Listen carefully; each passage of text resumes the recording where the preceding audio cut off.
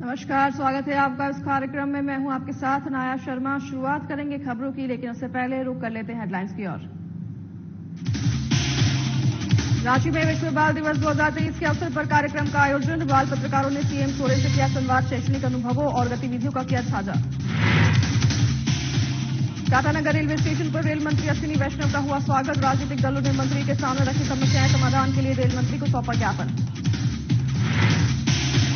देवघर से अबुआ आवास योजना जागरूकता रथ रवाना। डीसी विशाल सागर ने जागरूकता रथ को दिखाई हरी झंडी। लोगों ने सरकारी योजना के प्रति किया जागरूक।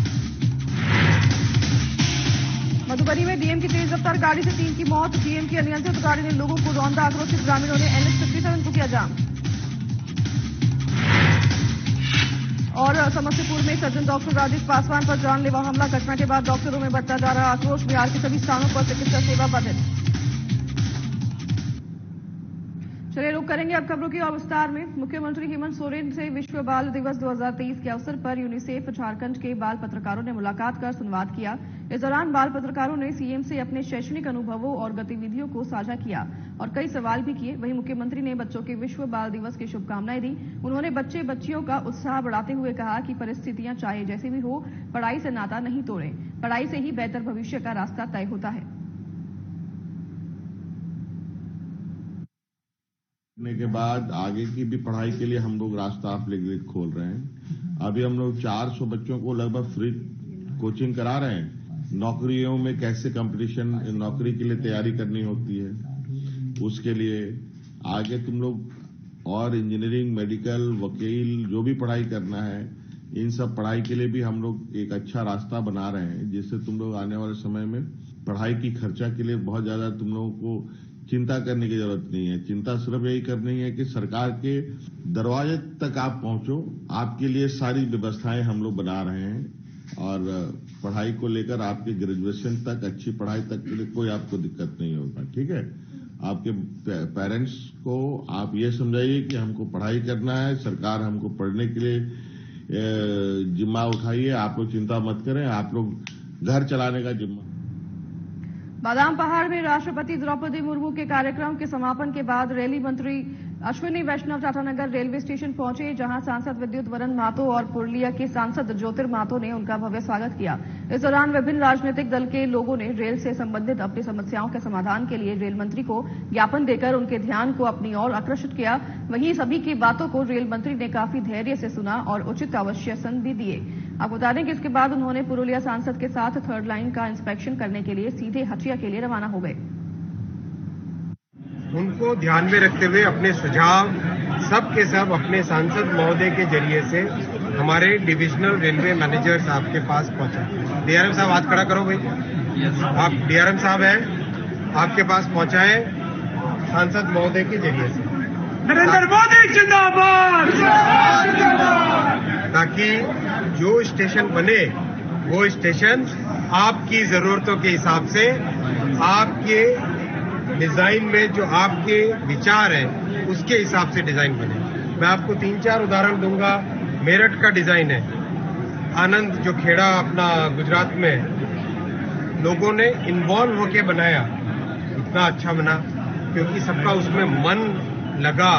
बिजनौर का डिजाइन है, सहारनपुर का डिजाइन है, सब लोग उसके साथ जुड़े, अपना अपना विचार दिया, अपने पक्ष रखा, उसके हिसाब से।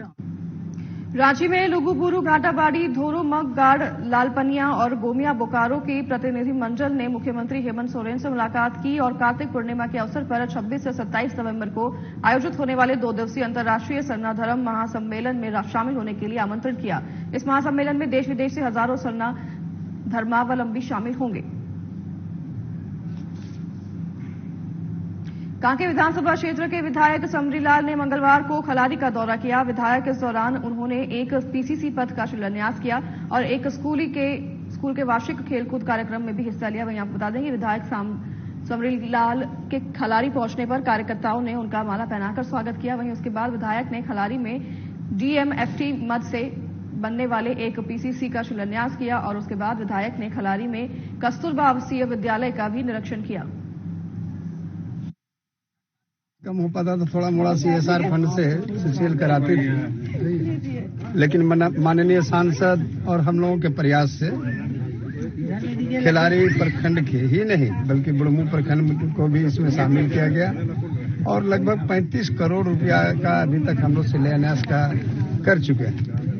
विभिन्न स्कूलों का कई स्कूलों में शौचालय नहीं था, कहीं कमरा नहीं था, कहीं बाउंड्री नहीं था, कहीं सड़क नहीं थी। ये सारे काम को जो जनोपयोगी कल्याणकारी योजना के तहत आता है, तो उसी के कस्तूरबा गांधी स्कूल के पास जो रोड जर्जर स्थिति में है, बच्चों का आना जाना होता रहा है, आम नागरिक भी।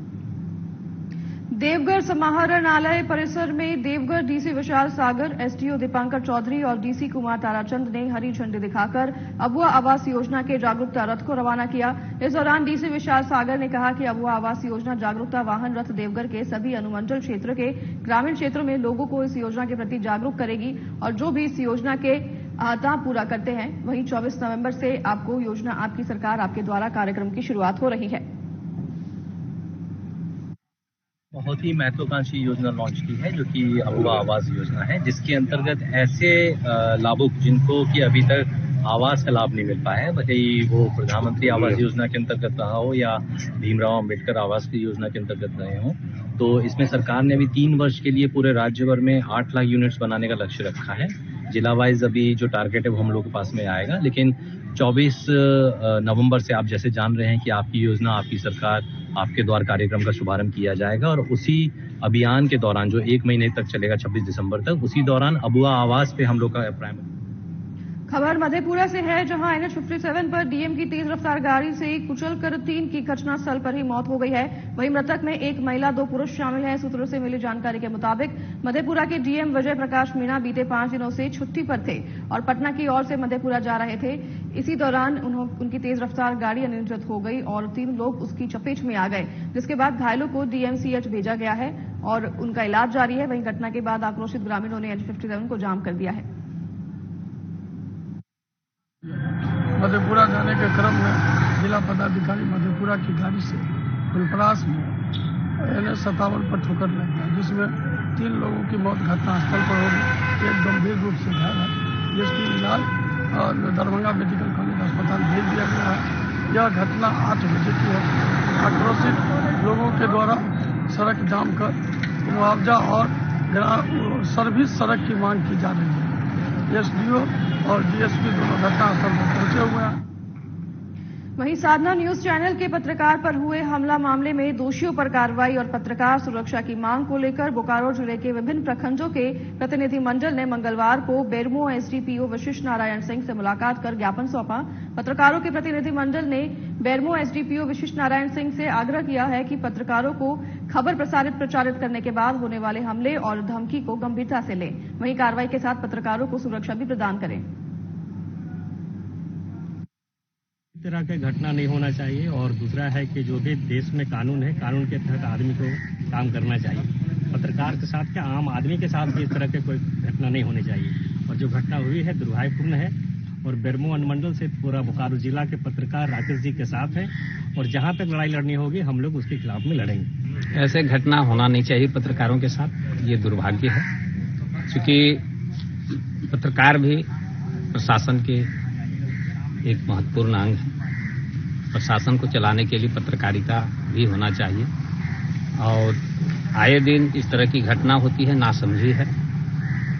आदमी को नीतिबद्ध कानून सम्मत क्रियाकलाप को अंजाम देना चाहिए। जबरदस्ती कानून को अपने हाथ में लेना नहीं चाहिए। संज्ञान में आया है मामला और आप सभी सम्मानित जिला के पत्रकार बंधु उपस्थित हुए हैं। इस घटना के संबंध में पेटरवार थाना में प्राथमिकी दर्ज कर ली गई है और प्राथमिकी दर्ज के उपरांत जो है हमारे ऑफिसर अनुसंधान कर रहे हैं। इसमें सख्त से सख्त जो भी दोषी व्यक्ति है उन पर कार्रवाई, विधि सम्मत कार्रवाई की जाएगी। सर, इसके बाद आगे भी हम लोग पत्रकारों को सुरक्षा, ऐसा कहीं न्यूज निकालने के बाद किसी तरह का किसी पे आरोप प्रत्यारोप नहीं हो दूसरे लोगों के साथ, इसके लिए थोड़ा सा पहल किया जाए सर। नहीं, इसमें सभी पत्रकार भी समाज के एक महत्वपूर्ण अंग हैं और समाज में जुड़ी हुई जो भी घटनाएं हैं उसको जनता के बीच में लाना। वहीं लखीसराय में 20 नवंबर को शहर के पंजाबी मोहल्ला में दिन दहाड़े हुई गोलीबारी में हुई मौत के बाद बीजेपी कार्यकर्ताओं ने शहर के सभी प्रतिष्ठानों को बंद कर दिया है। इस दौरान नेता और कार्यकर्ताओं ने सीएम नीतीश कुमार मुर्दाबाद, पुलिस प्रशासन रोष में आओ का जमकर नारेबाजी की। बीजेपी कार्यकर्ताओं ने जुहुई बोर्ड से जुलूस निकाला और पूरे शहर भ्रमण कर दुकान को बंद कराया। कल नरसंहार हुई है, उसी के विषय में जो है कि आज कल शांतिपूर्वक हम लोग धरना खबैया थाना के समझ दिए गए थे, लेकिन जिला प्रशासन के द्वारा कोई मुआवजा, कोई नौकरी नहीं होने के कारण इसकी एक परिवार उजड़ गई पूरी। उस विषय में हमने सारे व्यवसायियों से रात में बात करके पूरे बाजार बंदी करने का एक निर्णय लिया हो और मैंने शांति ढंग से पूरे बाजार को बंद किया। नरसंहार हुआ है, उसके चलते हम लोग कल शांतिपूर्वक ढंग से खबैया थाना के आगे धरना दिए। उस धरना में नीतीश कुमार जी अपने मुंह से कहीं कुछ परिजनों के लिए नहीं बोले, उसके विरोध में मैं आज के डेट में बंदी रखा हूं। शांतिपूर्वक ढंग से पूरे बाजार में व्यवसायियों लोगों को बंदी करी। बिहार के पूर्णिया और मधेपुरा में डॉक्टरों पर हुए जानलेवा हमला मामले को लेकर बगहा सदर अस्पताल में ओपीडी सेवाएं बंद है। आईएमए के आह्वान पर सभी डॉक्टर यहां हड़ताल पर हैं, लिहाजा मरीजों और उनके परिजनों को अस्पताल से खाली हाथ लौटना पड़ा है। डॉक्टरों के हड़ताल पर जाने के कारण ओपीडी सेवा का लाभ उठाने वाले मरीजों को काफी परेशानी हो रही है। हड़ताल का असर साफ साफ देखने को मिल रहा है, जब बगैर दवा इलाज के मरीजों को घर लौटना पड़ रहा है।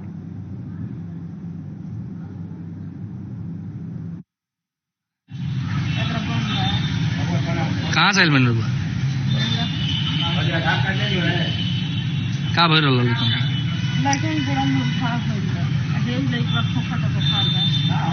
इलाज ना भर क्या कहा जा रहा है? मतलब कहाँ से आए हैं? बहुत परेशानी, इलाज नहीं हुआ है। पूर्णिया में जो घटना हुई थी, डॉक्टरों पे हमला हुआ था, उसको लेकर आईएमए और भाषा के द्वारा ये निर्देश जारी किया गया है। उससे आज ओपीडी का कार्य बहिष्कार रहेगा और हमारे हर जगह इमरजेंसी सेवा खुला हुआ है, तो हमारे यहाँ भी इमरजेंसी सेवा उपलब्ध रहेगी और ओपीडी का कार्य नहीं होगा। कितने दिन तक रहेगा सर? एक दिन के लिए आज बंद है। बिहार में डॉक्टरों पर आए दिन हमले हो रहे हैं, जिसके कारण डॉक्टरों में आक्रोश बढ़ता जा रहा है। इसी कड़ी में पूर्णिया में पुलिस के सामने सर्जन डॉक्टर राजेश पासवान पर जानलेवा हमला किया गया था। इसके विरोध में बिहार के सभी स्थानों पर चिकित्सा सेवा बाधित किया गया है। यह निर्णय इंडियन मेडिकल एसोसिएशन की आपात बैठक में लिया गया, जिसमें सरकारी अस्पतालों में भी इमरजेंसी सेवा छोड़कर के सभी सेवा को ठप करने का निर्णय लिया गया है। डॉक्टर साहब को बहुत बेरहमी से मारा गया है और ये एक्चुअली क्या है कि एक डॉक्टर के ऊपर वार नहीं है। सारे डॉक्टर, जितने लोग जो ओपीडी या सरकार के यहाँ काम करें या प्राइवेट काम करें, सब डॉक्टर्स पे ये एक्चुअली वार है। तो इसके लिए हम लोग की मांग है कि डॉक्टर को सुरक्षा दिया जाए, ताकि डॉक्टर फ्री ऑफ माइंड काम कर सकें और अपना सेवा दे सकें। और ये एक दिन की बात नहीं है, आए दिन आप डेली ऐसा देखते होंगे कहीं ना कहीं किसी न किसी डॉक्टर को उसी तरह मारा जा रहा है, पीटा जा रहा है। तो हमारी सरकार से ये मांग है कि सरकार। तो वहीं पूर्णिया में डॉक्टरों के साथ मारपीट हुई और इस घटना के विरोध में चिकित्सकों का राज्य व्यापी हड़ताल का मुकाना, घोसवरी और वाराणसी के व्यापक असर रहा। वहीं इस दौरान मरीजों का इलाज नहीं किया गया, सिर्फ इमरजेंसी में ही मरीजों का इलाज किया गया। डॉक्टरों ने विरोध में खुद को चिकित्सा व्यवस्था से दूर रखा। हड़ताल के कारण अस्पताल में मरीजों की संख्या 0 रही।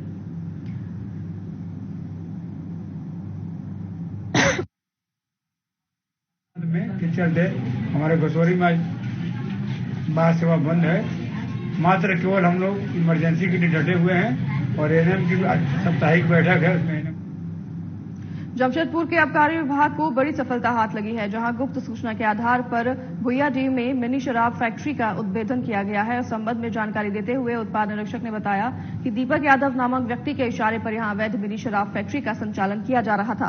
उन्होंने बताया कि यहां महंगे नकली अंग्रेजी शराब बनाने का गोरख धंधा चल रहा था। वहीं विभागीय कार्रवाई के दौरान करीब 600 लीटर नकली शराब, अलग अलग ब्रांडों की स्टीकर, ढक्कन, खाली बोतलें बरामद किए गए हैं।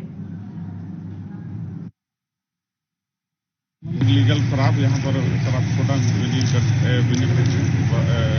द्वारा बनाया जा रहा है और इसमें सतर्क है हम लोग। और इसमें कुछ आदमियों को लगाया गया था जो मोहम्मद गुफरान इसका निगरानी कर रहे थे। और उसके बाद ये दीपक यादव के घर से ये बरामद हुआ है। 45 केजी के लगभग है, करीब 600 450 किसी की गिरफ्तारी भी हुई है? हाँ, एक आदमी गिरफ्तार किया। किनके द्वारा संचालित किया जा रहा था? दीपक यादव नाम का कोई व्यक्ति है, जो पूर्व में भी इसके यहाँ छापामारी की गई थी और अभी पकड़ा गया है और वो फरार है, उस पर भी कार्रवाई की।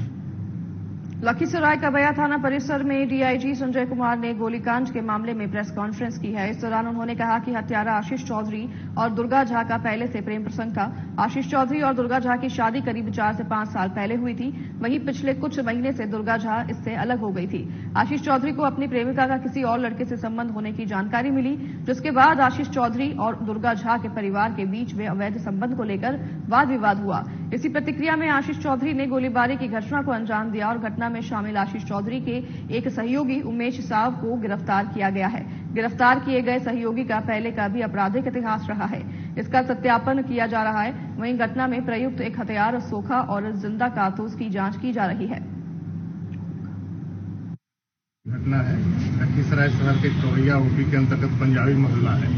वहीं पर आशीष चौधरी और दुर्गा झा दोनों पति पत्नी के तौर पर रह रहे थे। घटना घटी है कि आशीष चौधरी ने छठ पर्व की समाप्ति के उपरांत सुबह करीब 7:30 पौने 8 बजे छठ घाट से अर्घ देकर लौटने के बाद ये गोलीबारी की घटना दुर्गा झा के घर के समीप की गई है।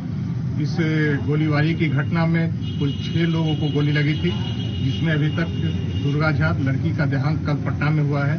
बर्दाश्त नहीं करेगी और इस पर हम लोग काफी कार्रवाई कर रहे हैं। रात में भी रेड हुआ है। आज भी आशीष चौधरी के जो संभावित ठिकाने हैं पुलिस की नजर में, उस पर पुलिस की टीम जा चुकी है और दूसरी कुछ टीम भी रवाना हो रही है। जमशेदपुर के छोटा गोविंदपुर साई मंदिर निवासी अमित कुमार के घर में सोमवार की देर रात चोरी हो गई। चोरों ने घर में रखे नकदी और आभूषण उड़ा लिए। वहीं मिली जानकारी के अनुसार जब घर के लोग सो रहे थे तभी चोर छत के ग्रिल काटकर घर के अंदर घुसकर चोरी की घटना को अंजाम देकर फरार हो गए। वहीं घटना की सूचना पर पुलिस भी मौके पर पहुंची और मामले की जांच में जुट गई है।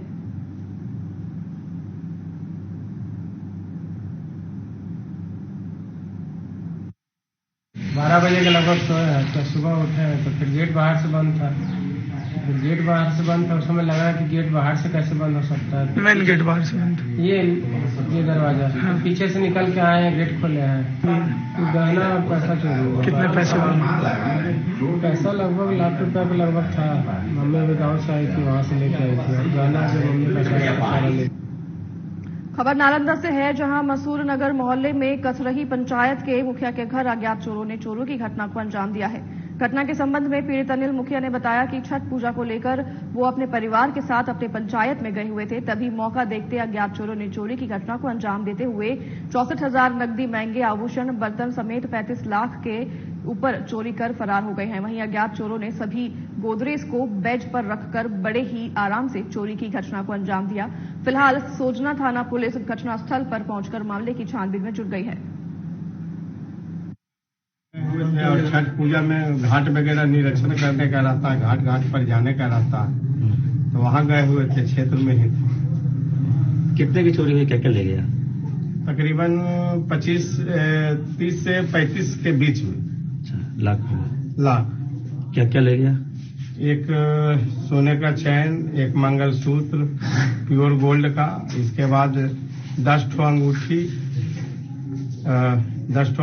7 ठो कनवाली।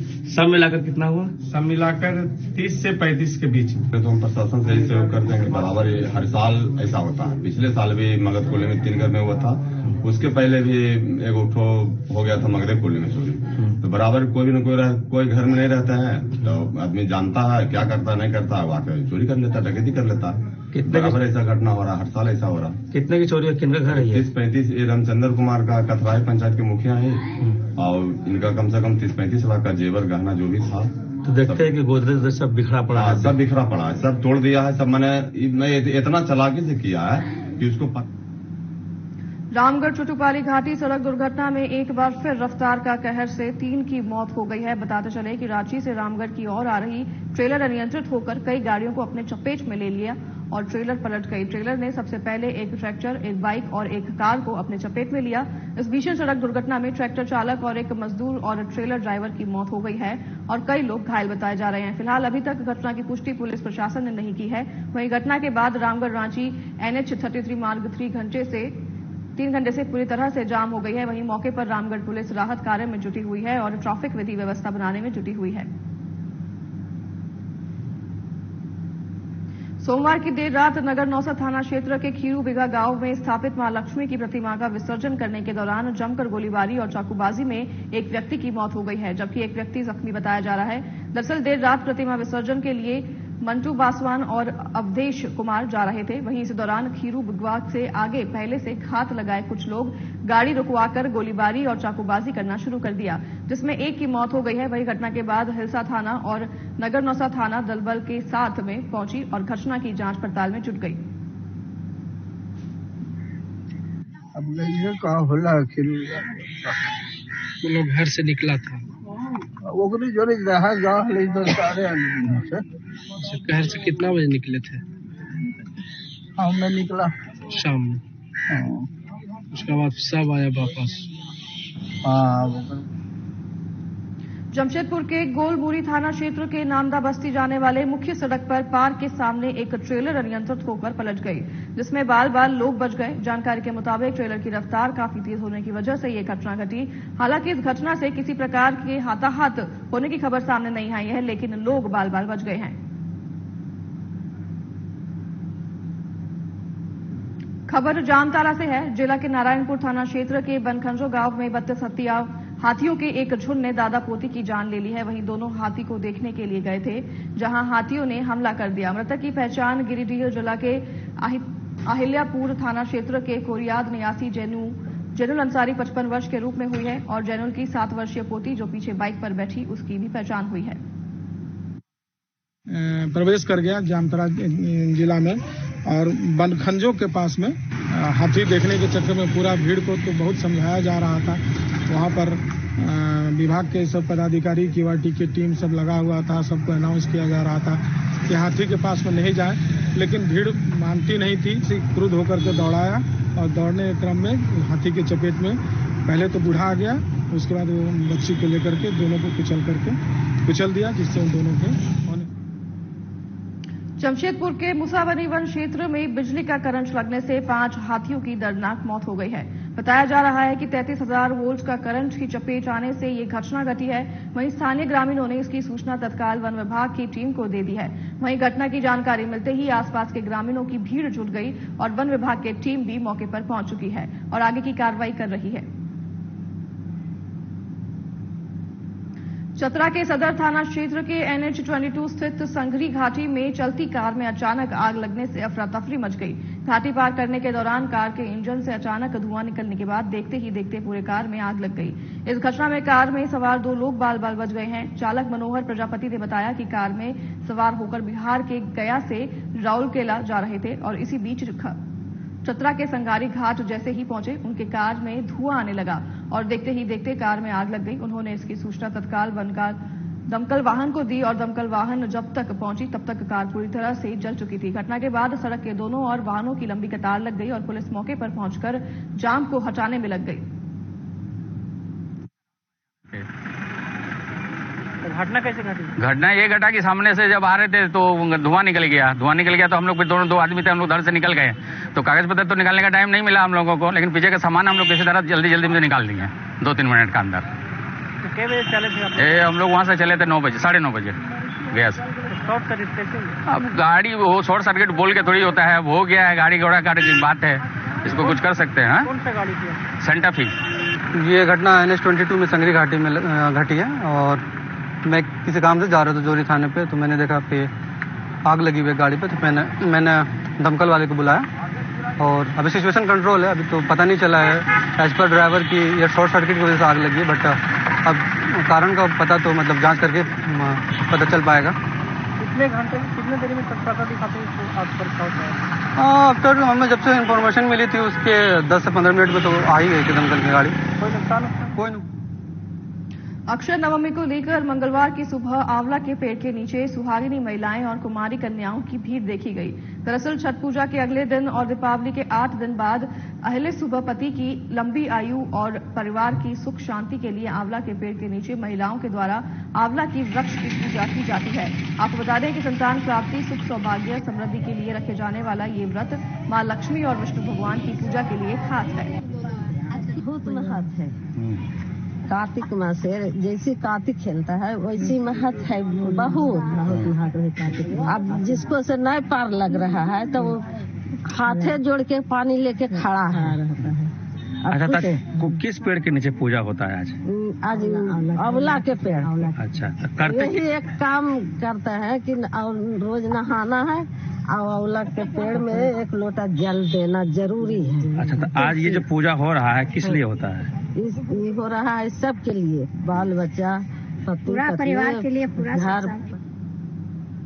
छठ पूजा महोत्सव के अवसर पर रोहतास जिले के आदर्श ग्राम अमियावर के शहीद भगत सिंह के मैदान सांस्कृतिक कार्यक्रम का आयोजन किया गया। कार्यक्रम का उद्घाटन छठ पूजा समिति के कार्यकर्ताओं ने संयुक्त रूप से दीप प्रज्वलित कर किया। वहीं मंच से उद्घोषक के रूप में भोजपुरी कलाकार अनिल विश्वास ने कार्यक्रम का शुभारंभ किया। कार्यक्रम में मुख्य आकर्षक मुंबई की चर्चित मशहूर गायिका इशरत जहां थी। वहीं इशरत जहां के छठ गीत पर हजारों दर्शक मुग्ध होकर नाचने लगे, जिससे पूरा माहौल भक्तिमय हो गया।